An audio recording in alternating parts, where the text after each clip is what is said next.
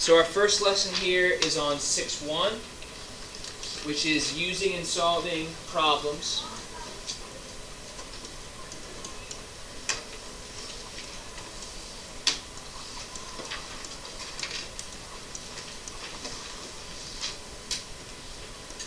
By writing and solving proportions.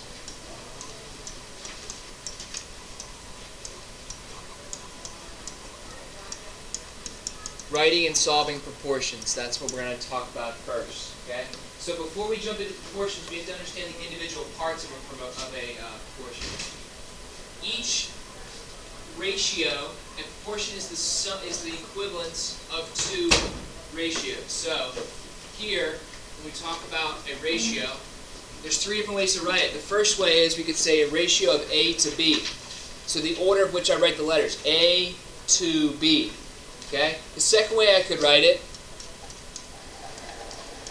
is writing it as a fraction, A over B. So A to B matches with A over B. And then finally we could write it with a colon, and that would be A to B, a different way to write that. Alright? So we have three different ways to write a ratio, but we always want to make sure that when we take our ratio, we always simplify its units. So we're always going to scale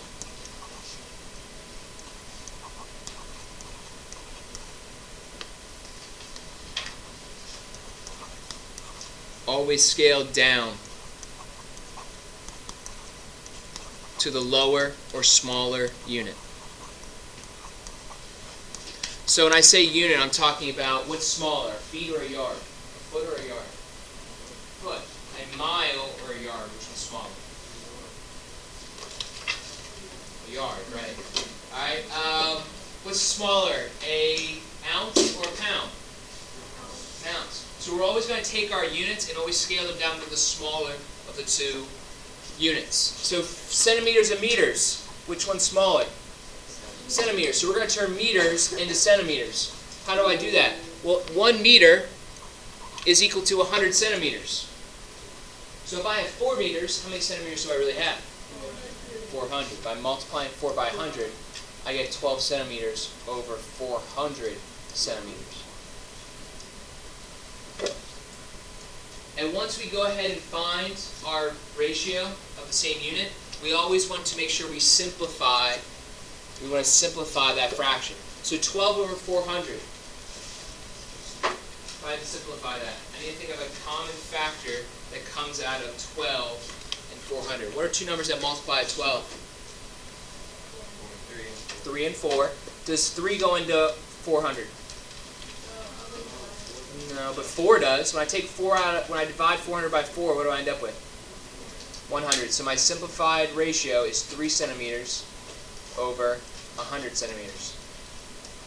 That's my simplified ratio. 6 feet to 18 inches.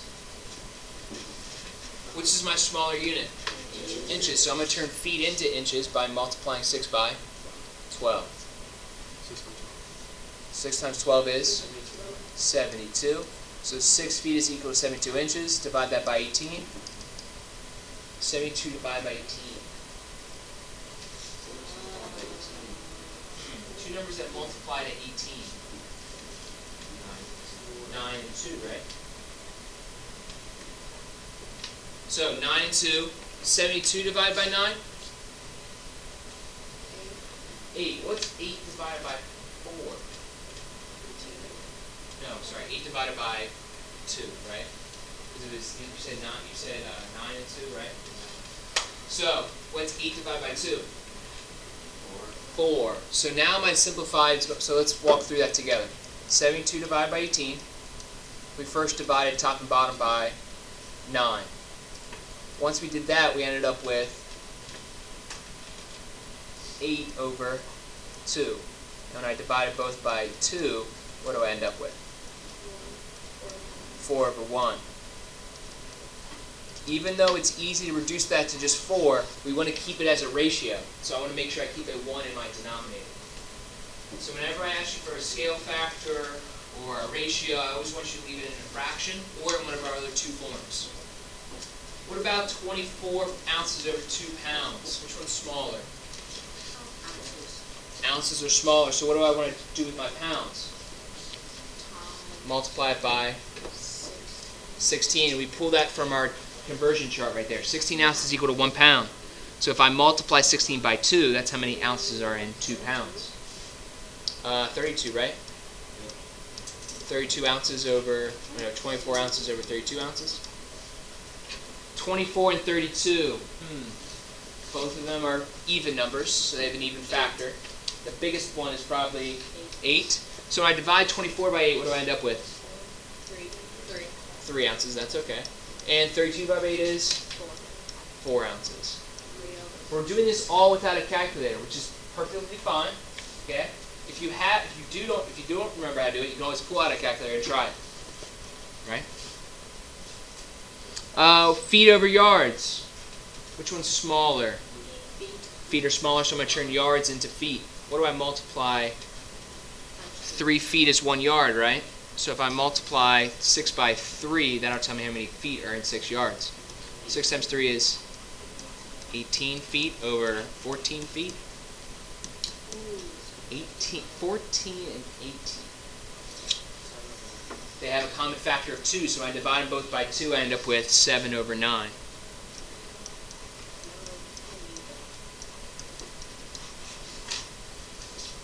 Ooh, 440 yards and 2 miles. That's about 4.5 football fields. 100 yards in a football field. So, 440 yards over 2 miles. Which unit is larger?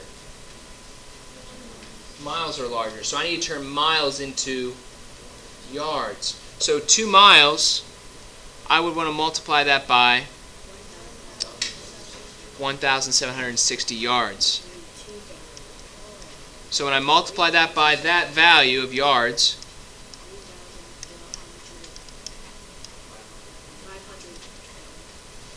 I end up with 440 yards all over 2,000 and what? 2,000, 3,000. 3,520. Whew, big numbers. That's okay. Now, this is one gets a little tricky to kind of simplify. You could probably do it in your head. There's a 0 on each end, right? So can't I just take away those zeros? Since they both have a factor of 10 that comes out. And now I have 44 yards over 352 yards. What's also what do 44 and 352 have in common? They're both even. So I know they have an even factor that comes out. So does 2 come out? Probably. Does 4 come out? Maybe. Alright, calculate. What's 352 divided by 4? It's tough with that calculator. 88. So really, if I reduce it by 4, I end up with a 11 yards. Is that 11? Yeah. 11 yards over, you said 88? 11 yards over 88 yards. Does 11 over 88 simplify? Well, they both repeat the same digit, right? So they must have a scale factor of 11. So I can reduce it by 11 and I get 1 yard over 8 yards.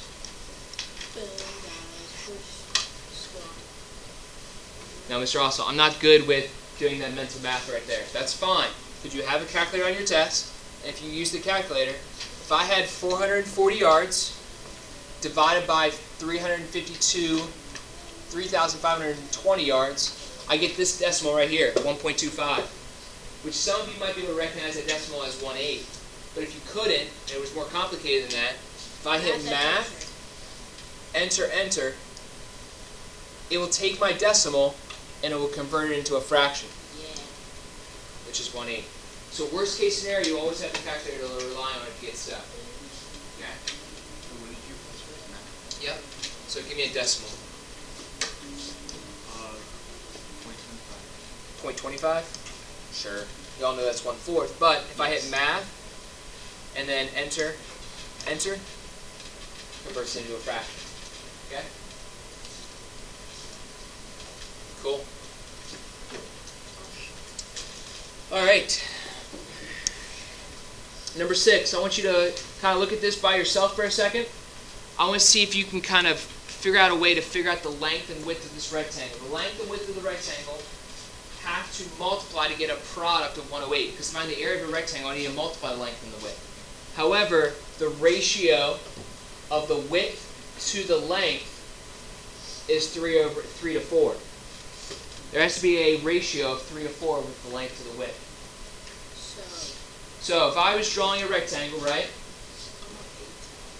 I knew the area would have to be 108. How do I find the area of a rectangle? I multiply the length times the width, right? Yeah. So length times width has to equal 108. But they tell me that the length and width have to have a ratio of 3 to 4. Yeah? Thank you. That'll come up later. Alright, 108. Length and width have to multiply to 108. But the scale factor has to be 3 to 4. So if the rectangle was 3 by 4,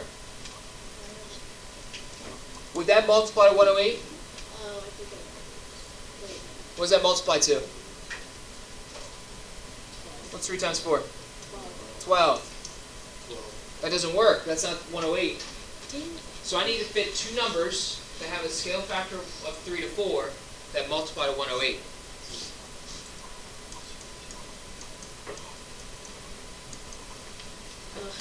See if you guys can figure that out. Work with your classmates in your group and see if you can kind of figure out what two numbers would I plug in to get that value. If I want this to be 9 over 12, how do I know that 9 over 12 is equal to 3/4? You kept on adding 3/4 to itself, right? What's 3/4 plus? 3/4 plus 3/4 is 6. It's 6/8, right? But what's 6 times 8? Not 108. Not 108, right? So if I add another 3/4 to that, I go up to 9 over 12, right? How do I get from 4 to 12? How do I get from 4 to 12 and how do I get from 3 to 9? What am I doing to the top and the bottom? Multiplying by 3, right? I'm multiplying 3 by 3 to get 9, and I'm multiplying 4 by 3 to get 12. Since I multiply by the same number top and bottom, it's the same scale factor. So, 9/12, but what's 9 times 12 then? It's 9 times 12. 108, which fits my area. So my length and width, my length would have to be what? Be careful. Width over length. Length would be 12 centimeters, and the width would be 9 centimeters. Remember, we already said the ratio was width to length, 3 to 4, so I have to make sure I follow that same pattern. Similar type problem here. If I could take the 3 angles of a triangle, what's so special about those 3 angles? The angles in a triangle, what's so special about them? What do I know about the angles inside a triangle? They add up to 180. So if I had these 3 angles, all with the ratio of 4 to 5 to 6, they would all have to add up to 180.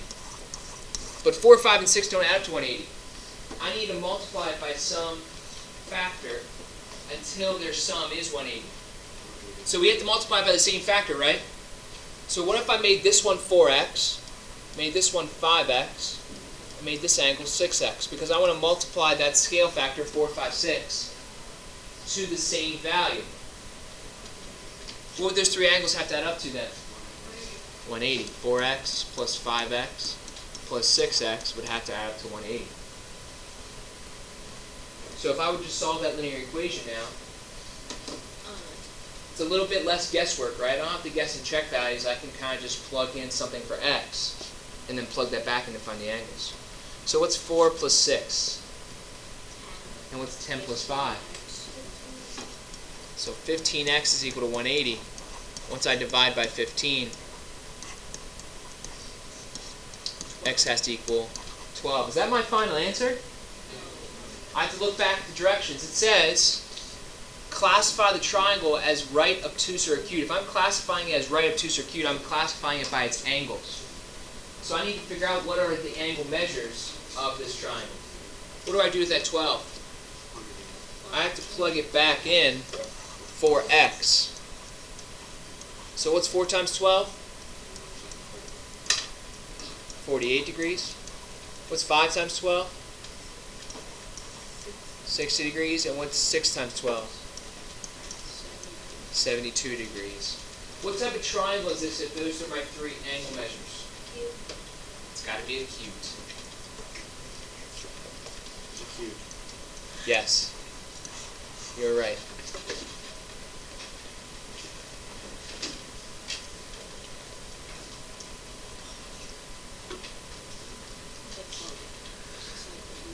So now we're going to dive into our ratios and proportions. Remember, when I have 2 ratios that are equal to each other, that's called a proportion. So this proportion apparently is true. It says it's given that BD over DA is equal to BE over EC.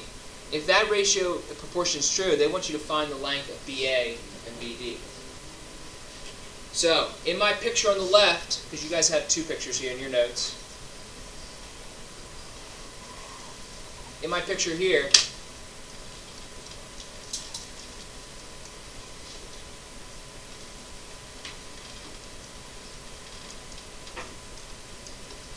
they tell me that BD is how long? Do they tell me BD? D is equal to D. No, I don't know BD. But I do know DA is 3. They tell me BE is 18, and they tell me EC is 6. So, when I set up this proportion, I'm looking for what values do I know. I know 18 and 6, which go with BE and EC. And I don't know BD, but I do know DA. And DA is equal to 3. So 18 divided by 6 is going to be equal to something over 3. I need to solve for that something. What's something I can put in its place for when I have a unknown value? A variable, right? It could be an x, it could be a y, it could be a smiley face. It could be a question mark if you wanted to. But we're going to turn this into a giant X, because that's what I'm trying to solve for. So, how would you solve this equation for X?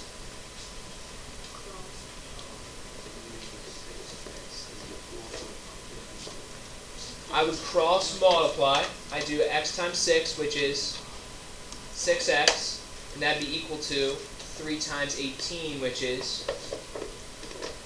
3 times 18. 3 times 8 is 54. 24. Yeah. So when I divide both sides by 6 here, what does X have to be equal to? 9. So the length of BD, X is equal to the length of BD, and BD is equal to 9.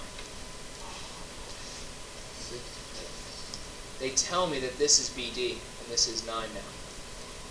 How would I find the other missing piece they want me to find, BA? Can I use what I found to find the missing piece? BA is the sum of BD and DA. If I add BD to DA, their sum would have to be equal to BA. So what's 9 plus 3? 12, and that's the other piece I'm missing. Okay. Number 9 is a little different, but they want you to try it on your own. So go ahead now and try to find AC given that this proportion is true. Label what you know, find what you're missing, and then find AC.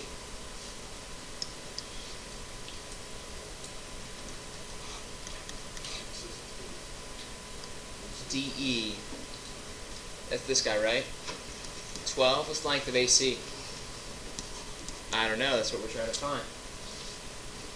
Everybody see how 12 and AC kind of line up with each other vertically in the picture? They have to match 2 other sides. BE Length of B is 18, and BC is the whole piece. So what's the big piece there? It's 18 plus 6. 24. So 18 over 24 is equal to 12 over AC. Cross multiply, divide by 18. What do I end up with? 2. 2? That can't be right. I don't know that. 16? That sounds better. 12 times 24. Oh, you have to do 12 times 25. What's 12 times 24? 98? 288 equals 18 times AC. Divide by 18. And AC is equal to, what did you guys say? 16? That's it. Okay? In each case, they gave you the ratio, right? They gave you the ratios and you had to plug in and find. What happens now if they just give you a picture?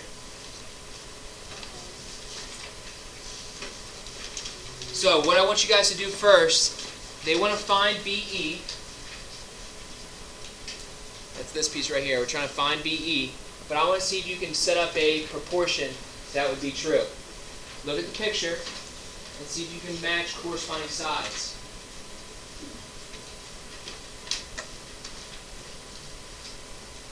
What would go with what?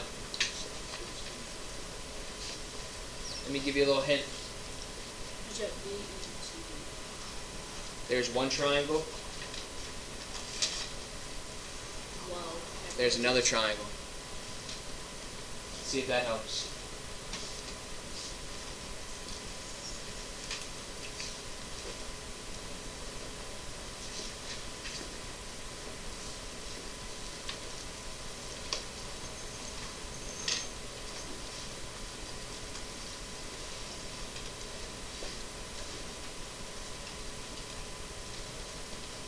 The letters are all jacked up. We got an F, an A, and an F up there. Which one do you guys want to use?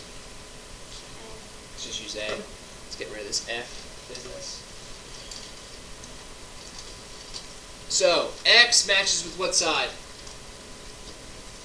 What does side BE match up with?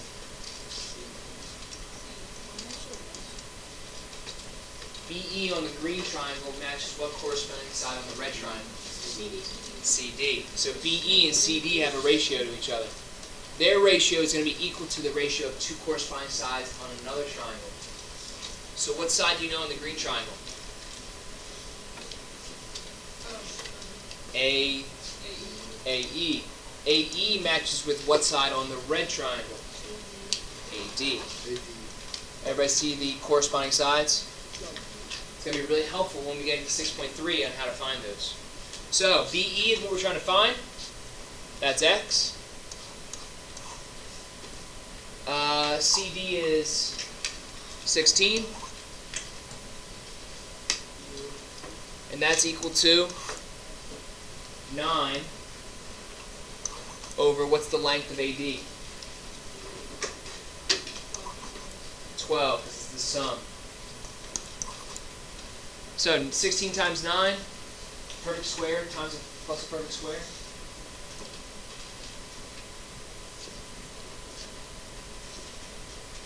Times 9, 144. 144 equals 12x.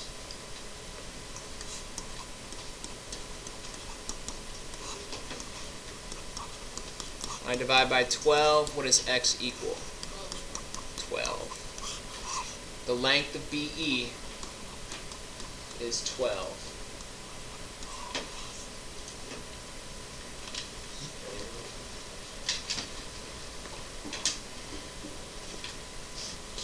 So this is going to be really helpful once we get to chapter 7. We'll talk about similar right triangles. But the geometric mean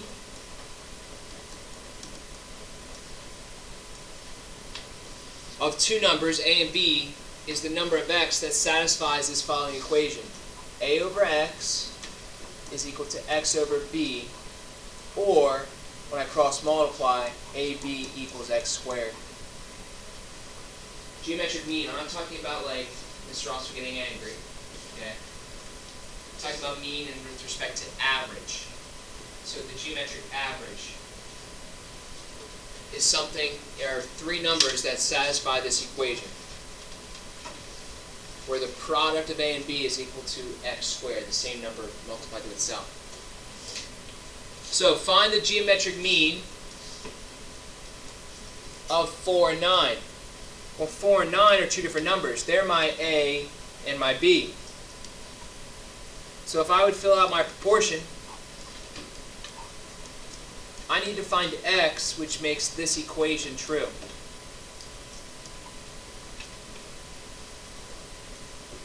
When I cross multiply, I get 4 times 9, which is 36. 36 needs to be equal to x squared. When I square root 36, since 36 is a perfect square, that's equal to 6. X equals 6. So the geometric mean is 6. 4 over 6 is equal to 6 over 9. What about when it's not a perfect square? 16 and 18. Geometric mean, 16, 18. Set up my proportion. X and X, opposite sides. 16 on top, 18 on the bottom. What's 16 times 18? 288. And x times x is x squared. So now I have x squared is equal to 288. If I were to solve this equation like I did here, to undo a square, I square root. To undo a square, I square root. But 288 is not a number that's on one of my perfect squares. Perfect squares are 1, 4, 9, 16, 36. So I need to find two numbers that multiply 288 where one of them is a perfect square. And I want the largest one possible. 288. A 2, an 8, and an 8. When I divide 2 in half, I get 1. When I divide 8 in half, I get 4. So when I can I also kind of write this as 144 times 2?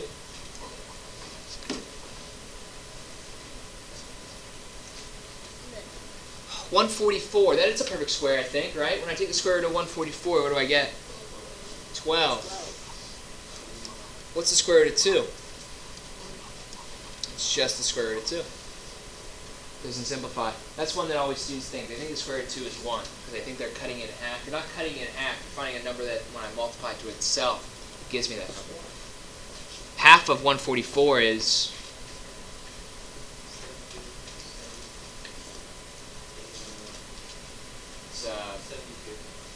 72. But squaring it, meaning 12 times 12 is 144.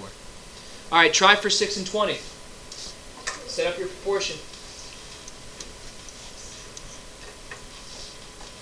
Your A and your B. A goes up top. B goes in the matching spot opposite. And what goes in the other two blanks? The x's. X and x. What's 6 times 20? 120. 120 is equal to x squared. How do I undo a square? Square root. Square root of 120. Ooh, 120. Not a perfect square. So, does 4 factor out of 120? Yeah, what's 4 times what is 120? 4 times 30. When I take the square root of 4, what do I get? 2 radical 30. That's my final answer. Okay? So we're going to start using these ratios and proportions to kind of help us find different solutions, okay?